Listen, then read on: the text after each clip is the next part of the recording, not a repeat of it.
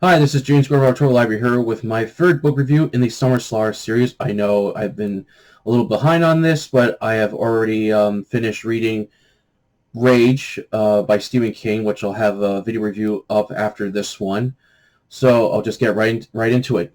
The book I'll be talking about today, The Park Is Mine by Stephen Pears. This was first published by Doubleday on July 1st, 1981. This is one of my favorite action books of the early 80s. This one, it blew my mind when I first read it.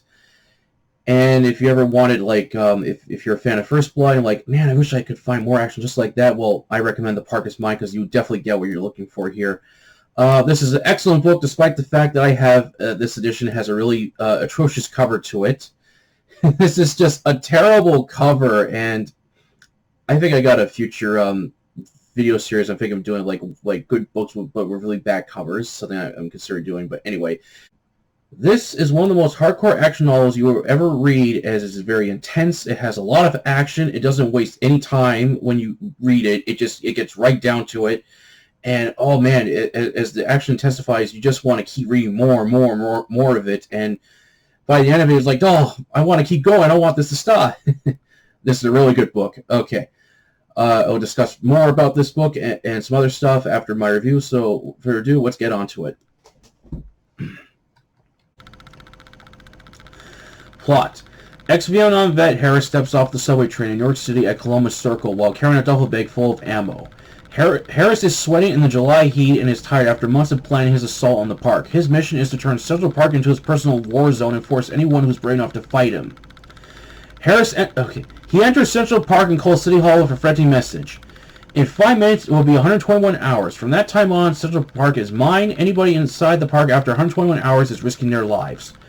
I'm heavily armed and an expert in guerrilla warfare. I'm prepared to meet any kind of force.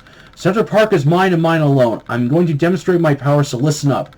The 22nd Precinct Station House is on the 85th Street Transit in Central Park. I'm blowing up at 121:15.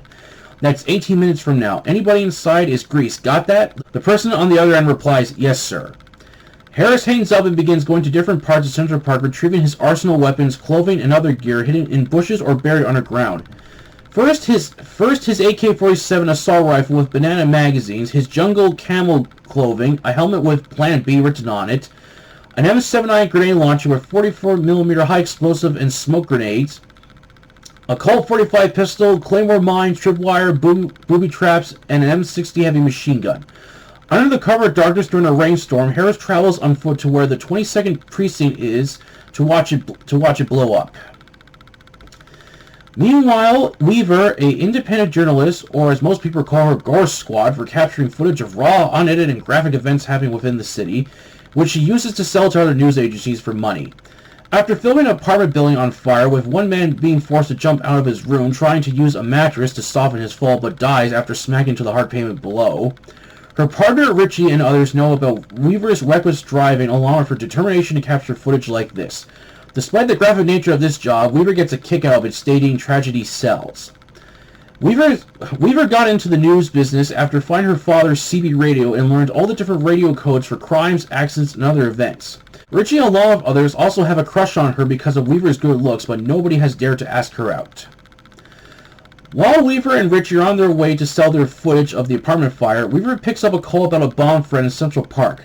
Believing she'll get something good out of this, Weaver speeds through traffic to reach Central Park. When they get there, both she and Richie have to travel on foot since police have blocked the roads leading to the precinct.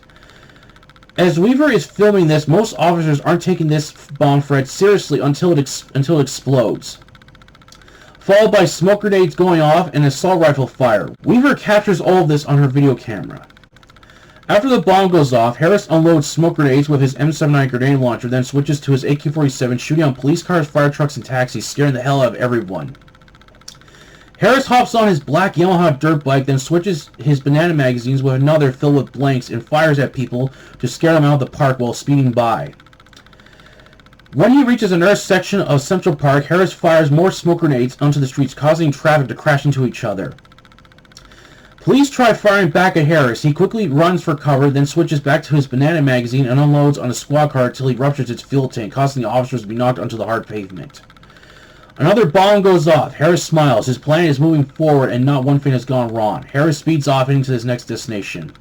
Thrilled by the footage she and Richie got, but has her shaken up, unable to drive to the nearest news station, Weaver travels on foot, then through the subway to reach the news station to sell both tapes she recorded tonight. While filling out a form on the footage she got, Weaver and Sten listen to the breaking story that Central Park is closed as the cities are attacked by a terrorist. David Dix, the deputy mayor for criminal justice and an ex-non-vet as well, reaches the police station to discuss how to handle this lone terrorist who attacked Central Park, with high-ranking police members and the army. They plan to send SWAT and flush out the lone terrorist or taking him down. However, Dix is concerned about this lone terrorist. As he said in the message before the bombing, he is an expert in guerrilla warfare, fearing they are dealing with a very dangerous person. Harris moves through the thick forest area of Central Park after taking a few minutes of rest and begins setting up claymore mines, tripwire, and other booby traps, knowing full well SWAT is going to come in and try to stop him. He then retrieves to his hideout a sewer pipe that was left abandoned and uses it to store his remaining ammo, weapons, and supplies. Harris then sets out armed with his AK-47 and M79 grenade launcher while riding around Central Park ready for combat. SWAT enters Central Park as each officer is scanning different sections in the park looking for the terrorists. However, the mission goes horribly wrong when several SWAT officers fall victim to Harris' booby traps, Claymore and barbed wire, along with Harris firing both explosive and smoke grenades, then shooting at them, causing the SWAT officers to panic, try to flee the park, only to end up dead by another trap or shooting at each other. Even when they try using vehicles to light up the park or escape, Harris destroys them, ensuring no one escapes his park alive.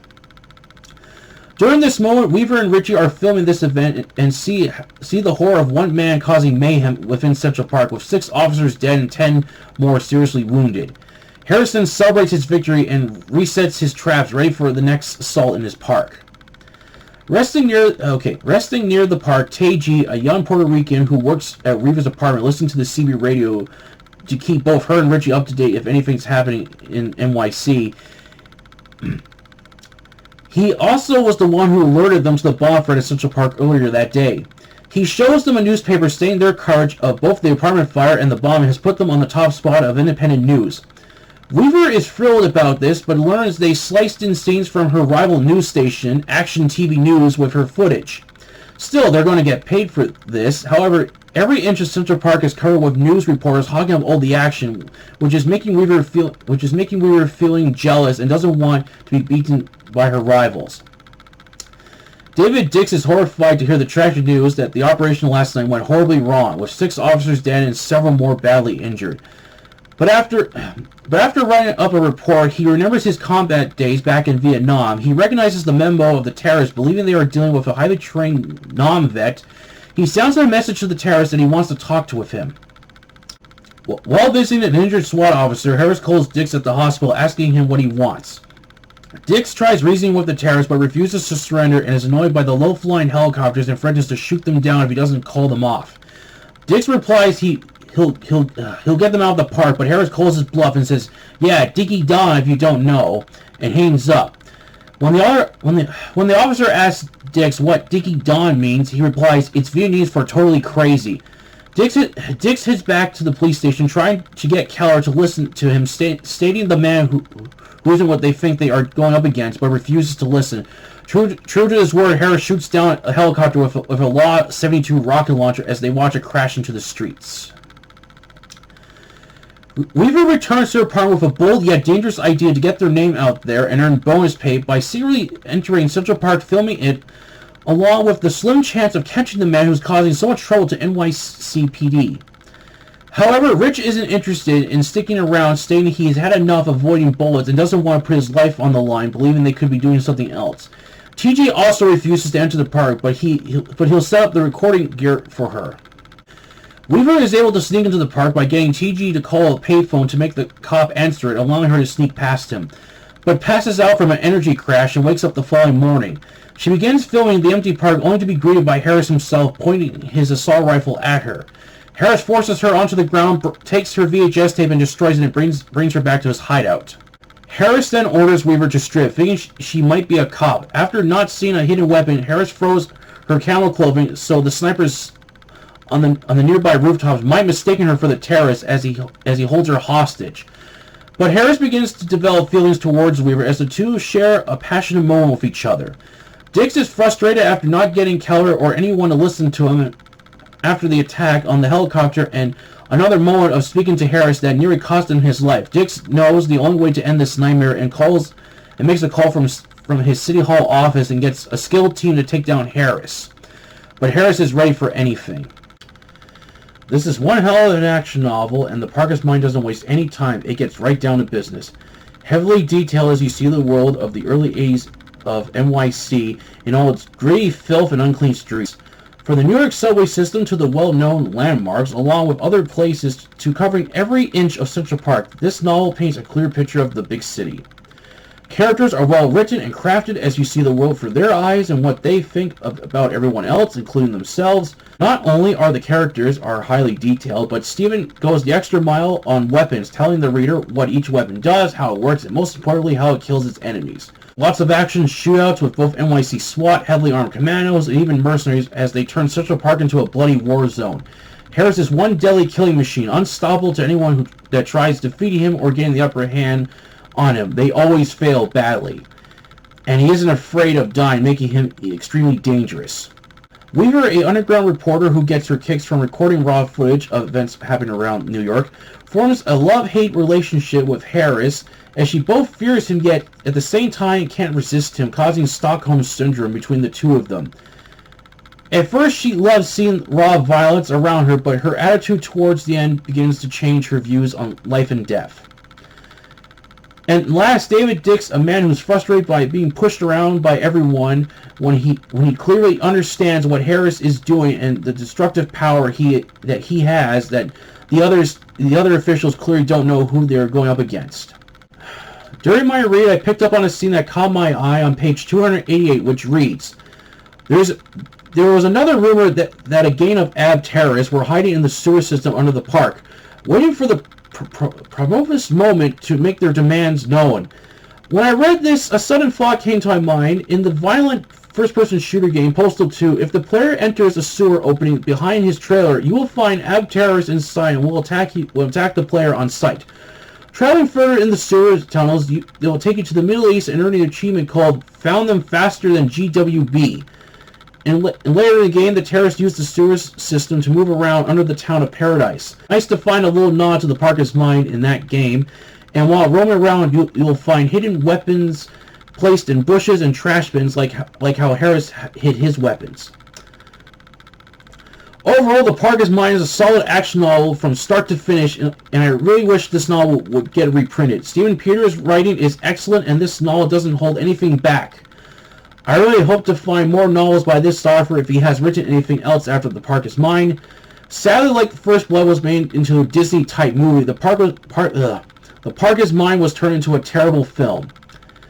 The HBO TV film of the same name starring Tommy Lee Jones barely scratches the surface of this great novel. All the main action pieces are removed and toned down, along with most of the mayhem and violence that happens within the pages.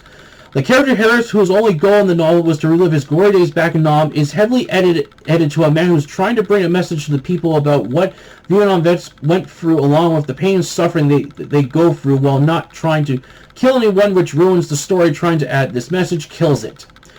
So, not worth wasting your time on the heavily edited PG film that doesn't have the guts to do what the novel does. If you want an action novel that packs a bigger punch than First Blood, check out The Parker's Mind by Stephen Peters. It will blow your mind away. As I said, I really wish this book would be reprinted because it's an excellent book. It's great. And it's one hell of a thrill ride, I'll tell you that. It's just, this thing is just, as soon as you begin reading it just gets going. It doesn't stop. And by the time you're done, you're probably like, oh, I wish it would keep on going. But yeah, Stephen Peters, if you haven't seen this video, I really enjoyed the book. This is one of my favorite action novels. Please reprint this book. I would very much like to see this book back in print. It's an excellent book, and I think a lot of people would really enjoy it. And if you have any other books that you published, I would definitely like to check them out. Because all I can find on Stephen Peters is his films that he wrote screenplays for, such as The Fourth War, starring Roy Scheider, and then this other kind of crime erotic thriller, Wild Things. But That's all the information I could find, other than Stephen Pierce is from Los Angeles, and he was born in 1947. So, if you're looking for this novel, you can find it on Amazon or eBay. It is not expensive. You can get it for like a good price. I just really hope that this book gets reprinted soon, because it's an excellent book, and you definitely should check this out if you really love, really like action, like hardcore action stuff. You definitely recommend checking it out. And I really wish that this book could be remade into a much better, solid action film than the horrible 80s TV movie, which, as I said in my review, barely scratches the surface of this great book. As I could see this being remade into like a solid, hardcore action film today. As like I said in the review, Harris's goal is not to kill civilians. That's not his goal. His basic goal is he wants to turn Central Park into his personal war zone to relive his glory days back in Nam by forcing people to fight him. That's all he wants to do. So I could see this being made into a film. I don't see why the subject is so touchy, but I could definitely see this being remade. If you got the right cast and crew on, I would definitely love to see a remake of The Park is Mine made into a much better, solid action film. Alright, that's it for the video today. I hope you all enjoyed it. And as I said, I'll be doing the Rage review next. So my plan is I'm now going to read Phil K. Dick's Do Androids Do Electric Sheep, and then Willie Gibson's Virtual Light. So I will finish the Cyberpunk trilogy, and then and then I will finish the Southern Slaughter series by reading Stephen Hunter's Dirty White Boys, and that will wrap up both series I have started.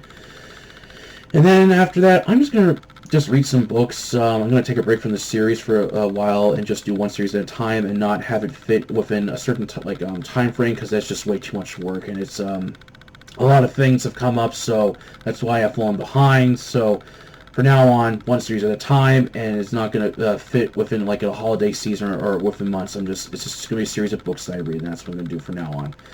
But after I'm done with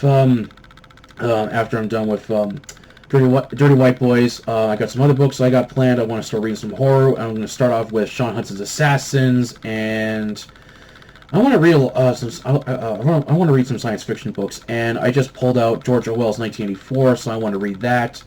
And I'm just going to read some science fiction books and some horror books, so I'll definitely be posting a lot of those on the channel. Alright. Alright.